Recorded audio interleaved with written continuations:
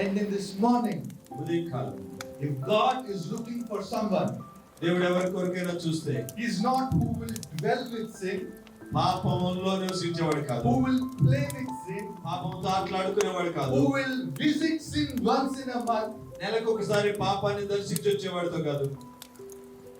He is looking for the one who will kill sin. పాపమును చంపే వాడి కోసం దేవుడు చూస్తూ ఉన్నాడు. Who will not tolerate sin even 1%. 1% కూడా పాపమును సహించలేని వాడు.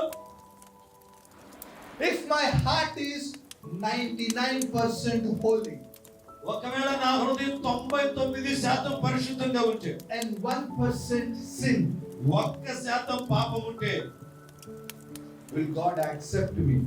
దేవుడు నన్ను అంగీకరిస్తాడా? Oh God, దేవా, I have been believer. నేను విశ్వాసినయ్యా, Only 99%. 99% పరిశుద్ధుడిని, 1%. కేవలం 1%మే Please accept me. నన్ను అంగీకరించయ్యా.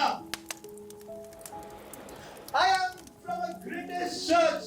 గొప్ప సంఘ విశ్వాసిని. I am a son and daughter of this pastor. పలానా దైవజనురాలి కూతుర్ని, I am a wife and husband of the grandparents of a great pastors. గొప్ప దైవజనుని యొక్క మనవరాల్ని, మనవడిని నేను. I have come from the lineage of a priesthood. యాజకత్వపు వంశావళిలో నుండి వస్తూ ఉన్నాను. Oh God, దేవా, only 1%. Okay 1%. Please forgive me. దయచేసి క్షమించు.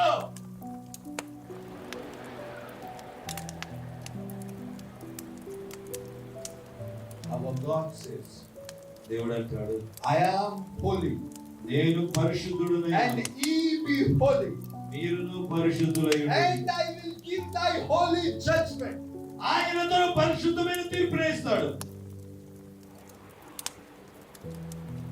The reason I am emphasizing on sin పాపము మీద నేను ఎక్కువగా ఒత్తి పలకడానికి గల కారణం is the Lord has shown his grieving heart to me.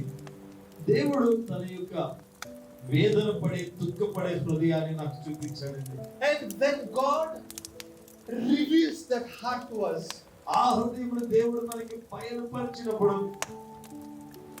you will not only sin, నువ్వు పాపం చేయడం మాత్రమే కాదు, you will not only hate to sin, పాపమును ద్వేషించడం మాత్రమే కాదు, you will not only hate to the sin of others, ఇతరులు చేసే పాపమును ద్వేషించడం మాత్రమే but you కాదు, will start praying for the others who would have committed sin. పాపము చేసేటటువంటి వారి కోసం కూడా ప్రార్థన చేయడం మొదలు పెడతావు.